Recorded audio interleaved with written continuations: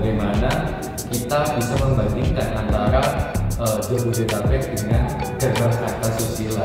Secara Jabodetabek itu adalah secara nasional, kalau gerbang Kartasusila cuma Jawa Timur aja kan. Kita bisa lihat Perak itu kan kayak Tanjung Priok, yang mana kan rame dengan pengiriman gitu. Diaplikasikan sih menurutku juga kalau di gerbang Kartasusila ini, terutama buat Surabaya dan daerah sekitarnya, Jawa Timur lah mungkin lah. Ya, mungkin di semuanya sampai mungkin Jawa Tengah bisa aplikasikan juga.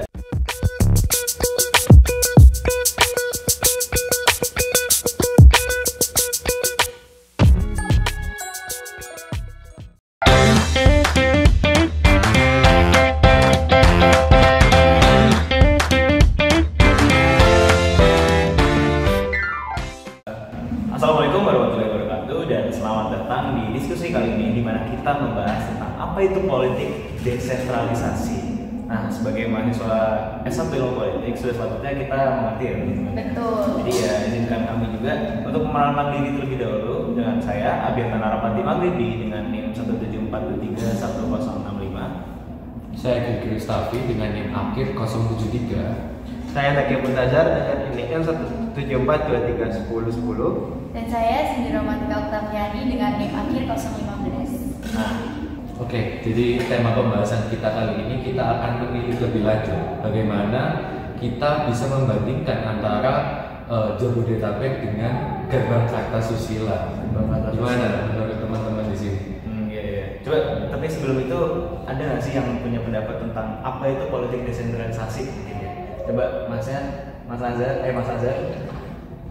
Kalau dari pemahaman aku sih, politik desentralisasi itu kan bagaimana pusat memberikan otonomi itu kepada daerah-daerahnya gitu. Fakta bahwa Indonesia itu juga banyak ya orangnya, sekitar hampir 300 juta jiwa dan berbagai daerah kabupaten yang terpisah, 34 provinsi ya, benar ya? Betul. Jadi ya pasti akan susah untuk mengendalikannya apabila itu semua sentralisasi. Jadi kita balik lagi ke topik tadi, kayak Mas Tafi ini semangat banget bahas apa tadi? Jabodetabek sama apa? Gerbang Kartasusila. Gerbang Kartasusila. Oke, mungkin kalau dari sisi wilayahnya sendiri, ini kan jauh berbeda ya. Ada perbedaan wilayah yang satunya di ujung timur, satunya juga di ujung barat. Di mana Jabodetabek sendiri itu adalah wilayah yang disentralisasikan oleh pemerintahan pusat pada saat itu, didorong secara top down dari pemerintahan sentral, pemerintahan pusat. Untuk apa? Untuk pemerataan jumlah penduduk yang ada di Jakarta, sehingga daerah-daerah di sekitar Jakarta yang membantu di dalam menyokong industrialisasi di Jakarta itu dijadikan satu ring oleh pemerintah, dan di situ terjadi pemerataan jumlah penduduk sehingga Jakarta sendiri tidak mengalami kepadatan. Nah, kalau gerbang Kartasusila itu sendiri, secara yang saya tahu, itu adalah sebuah bentuk inisiatif dari setiap wilayah untuk menyokong pertumbuhan Surabaya sebagai kota metropolitan kedua di Indonesia. Sehingga ya gerbang Kartasusila gernya Gresik ya, Gresik, Bangkalan, Mojokerto, Mojokerto ya, Surabaya, Lamongan. Nah, daerah-daerah ini kan memang bertujuan untuk menyokong kota Surabaya sebagai kota metropolitan itu tadi, sehingga ini munculnya secara bottom up, jadi dari inisiatif daerah-daerah sekitar, sehingga dia tidak ada regulasi khusus yang diatur dari sentral ke daerah-daerah. Tapi perlu diketahui juga ya, jadi kalau Jabodetabek ini secara kelembagaan dia itu ada yang menaungi dari BKSP. Kalau di gerbang Kartasusila ini nggak ada. Jadi menurutku juga secara Jabodetabek itu adalah secara nasional, kalau gerbang Kartasusila cuma Jawa Timur aja kan. Nah, jadi secara kelembagaannya itu sudah beda gitu. Jadi ini yang membuat menariknya kedua ini kan sama-sama bahas metropolitan, sama-sama bahas desentralisasi. Tapi menariknya kedua hal ini tuh bisa kita bandingkan untuk politik kedepannya. Kita melihat arah gerak wilayah kedua ini sih. Menurut Azhar gimana nih? Kalau dari aku sih ya kurang lebih sama ya, soalnya kan Surabaya itu juga kota metropolitan dan juga bisa dibilang Jakarta itu sebagai kotanya. Jadi daerah di sekitar itu sebagai penyokong daripada kota itu. Seperti misalkan Surabaya itu yang pusatnya penduduk, tapi untuk kayak industrinya itu adanya di Sidoarjo, ada di Lamongan, Gresik. Kayak Gresik kan ada pabrik semen, dan juga di Sidoarjo di Share. Sedangkan di Jakarta itu kan juga memang pusatnya daripada ekonomi ya. Cuman kayak industrian itu ada di sekitarnya, kayak di Tangerang itu juga industrinya seperti itu. Pabrik-pabrik itu banyak di Tangerang. Benar, di Tangerang. Bekasi seperti kalau Bekasi kan. Ya, dan juga kan di situ kan ada kota industri apa di Cikarang itu. Di dekatnya itu kawasan industri. Kawasan industri. Oh ya, Cikarang. Iya, betul. Ya. Mungkin kalau kita lihat dari segi tantangan ya, jaringan koneksi antara tiap kota itu bagaimana antara gerbang Kartasusila dan Jabodetabek. Karena kan kalau kita tahu ya, Jabodetabek itu sendiri itu diatur dalam Perpres nomor 26 tahun 2008 tentang rencana tata ruang wilayah nasional, sehingga itu memang dari pemerintah pusat mencanangkan daerah tersebut sebagai daerah industri. Nah, di situ juga ada BPTJ, kalau nggak salah Badan Perluasan Transportasi Jabodetabek juga, yang kemudian membentuk ya konektivitas melalui MRT dan lain sebagainya. Betul, karena Jabodetabek itu sangat terkonek lah kalau untuk masalah transportasi umumnya, karena kan itu melintasi 3 provinsi ya, Jawa Barat, DKI dan Banten. Karena itu KRL itu dari Jakarta itu bisa sampai nembus Bogor ya teman-teman. Jadi betul. Nah ini kan belum ada ya kalau di gerbang Kartasusila sendiri. Kira-kira beberapa tahun lagi ke depan akankah si gerbang Kartasusila ini akan mengimbangi Jabodetabek?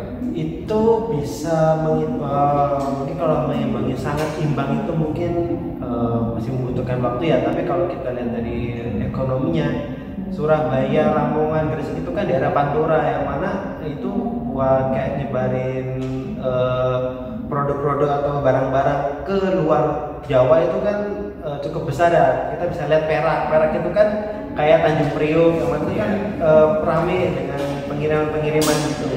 Dan juga kan kalau kita lihat memang daerah Pantura itu memang pusatnya industri, banyak industrinya. Di Lamongan juga kita bisa lihat juga ada pabrik semen di Lamongan itu. Terus sampai juga ke Gresik, dan juga kan ada rencana dari pemerintah itu bakal ada smelter di situ. Yang mana itu kan juga bisa mempermudah kayak kan smelter kan untuk mengelola emas ya. Kan kalau dari Freeport ke Jakarta kan kejauhan tuh. Nah, akhirnya di Surabaya di daerah Pantura itu kan lebih dekat jadi akhirnya. Dan juga kan ya, ikut mengembangkan daerah tersebut jadi itu. Itu yang mencanangkan tuh berarti dari pemerintah apa tuh yang membuat smelter di sini? Itu dari pemerintah pusat pada pas zamannya Presiden Jokowi itu. Presiden Jokowi sendiri yang merancang smelter itu. Dari pusat, terus habis itu secara dikelola oleh daerah. Desentralisasinya ada di situ tuh. Oh iya, benar banget. Desentralisasi. Tapi tahu nggak sih teman-teman, desentralisasi Jabodetabek sama gerbang Kartasusila ini bisa aja ada tantangan. Karena kan secara konektivitas bener tadi yang dikatain Yakta pakai MRT dan segala macam. Tapi kan itu antar provinsi pasti ada lah tumpang tindihnya, entah itu secara komunikasi atau apa. Jadi kalau menurut kalian nih, kira-kira tantangan apa sih ke depannya yang bisa membuat kedua ini tuh bisa aja hancur atau tetap bertahan gitu? Kalau menurutku sendiri ya, kalau membandingkan Jabodetabek dengan gerbang Kartasusila ini cukup beda sih, karena kan Kartasusila itu gerbang Kartasusila itu ada untuk menyokong Surabaya, sedangkan Jabodetabek itu sebagai ya udah karena dari kita dulu ya zaman dulu kan sudah menjadi ibu kota dan menjadi pusat semuanya gitu, dari industri, ekonomi, administratif pun. Dan menurut gue tantangan untuk gerbang Kartasusila ini bakal lebih berat sih, karena ya kita tuh di daerah sekitarnya hanya menyokong untuk Surabaya saja. Jadi ini sama aja ya hanya membesarkan Surabaya saja, sedangkan Jabodetabek itu sudah besar sejak dahulu gitu. Tapi kalau menurutku ya, kalau Jabodetabek sendiri itu kan sudah dicanangkan pemerintahan pusat sejak awal pemerintahan dulu, sehingga aturannya itu ada tetap gitu. Nah, sehingga bisa dibilang kalau bisa Jabodetabek akan melemah, saya rasa tidak akan. Tapi ini menjadi tantangan baru untuk gerbang Karnasusila, karena ini kan dibentuk secara inisiatif masing-masing wilayah untuk menyokong Surabaya. Nah ini akan menimbulkan adanya ego sektoral.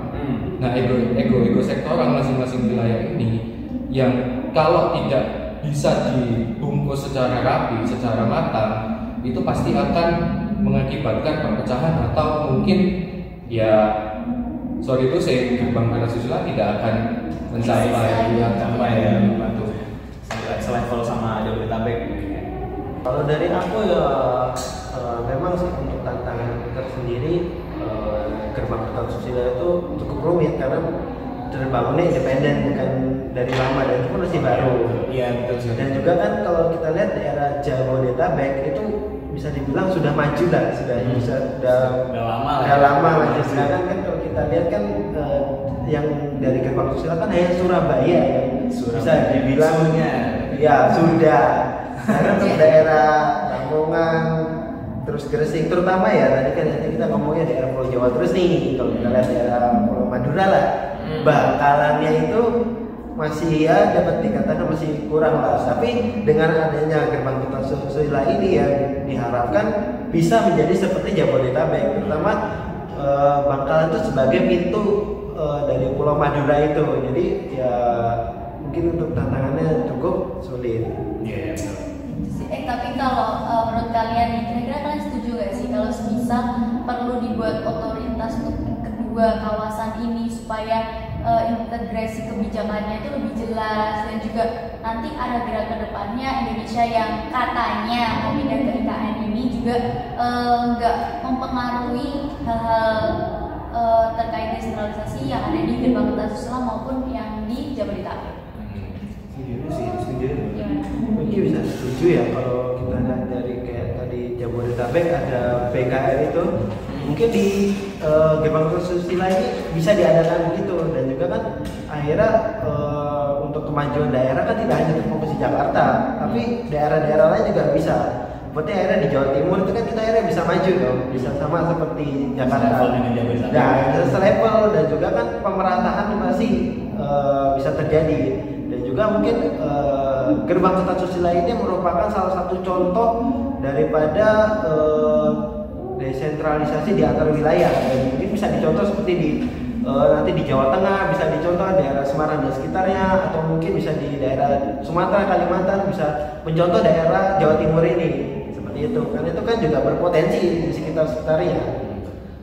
Dan kalau menurutku sih aku setuju dan ini pasti penting banget ya karena ya kita tahu lah pemerataan di Jawa pun itu tidak merata gitu. Dan semua terpusat di Jakarta gitu. Sehingga apa ya? Kalau ini terus terjadi terkungkung seperti itu, ya lama-lama Jakarta juga akan kesulitan menghadapi perubahan-perubahan, urbanisasi dan sebagainya gitu.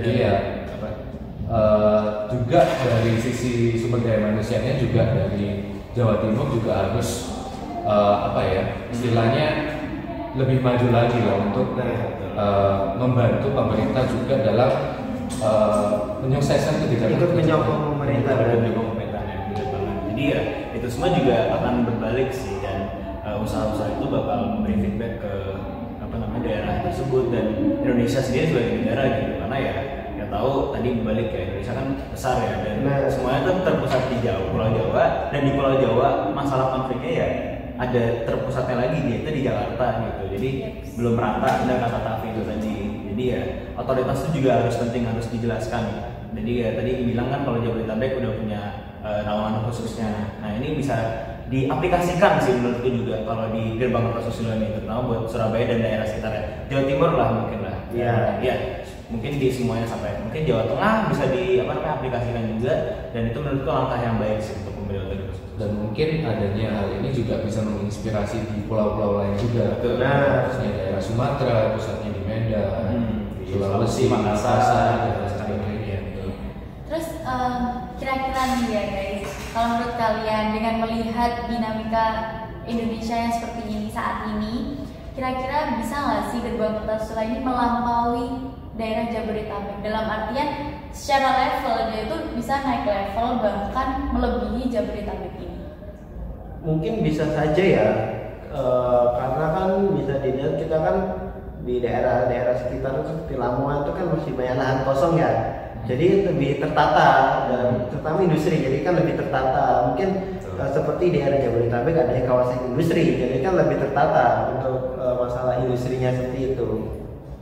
Iya sih, betul banget sih. Aku juga sama Tavi berpendapat kalau gerbang Kertosusilo itu bakal bisa ya, mungkin membutuhkan waktu yang lama ya. Tapi untuk Jabodetabek sendiri karena sudah tertanam dari dahulu dan sudah memang terkenal ya daerah yang maju gitu. Jadi masih ada kesempatan lah. Pasti kalau dari aku ya mungkin bukan dilihat dari sisi persaingannya, tapi bagaimana pemerataan itu bisa dilakukan di berbagai daerah di Indonesia. Karena kan ya isu-isu separatis yang terjadi di Indonesia kan itu kan terjadi juga karena isu ketidakmerataan daerah di situ, sehingga ya ini juga pemerintah dan bantuan dari masyarakat juga harus saling terpadu gitu. Jadi bisa kita simpulkan bahwasanya politik desentralisasi di Indonesia ini sangat beragam, dan salah satunya yang mungkin jarang dibahas orang itu adalah terkait perbandingan antara kota-kota metropolitan ini di Indonesia. Terus ada yang menambahkan? Ini ya gimana? Cukup sih ya, itu teman-teman ya, kalau perbandingan Jabodetabek dan gerbang Kertosusilo ya untuk menyangkut bisa dihubungkan sekali dengan studi politik desentralisasi ya, karena itu juga memberi insight banyak karena apa tadi itu bermacam-macamnya proses desentralisasi itu seperti apa aja. Nah begitu teman-teman. Jadi terima kasih ya teman-teman ya, terima kasih banyak ada Tavi dan Cindy udah ikut berdiskusi, dan ya sampai jumpa di diskusi selanjutnya.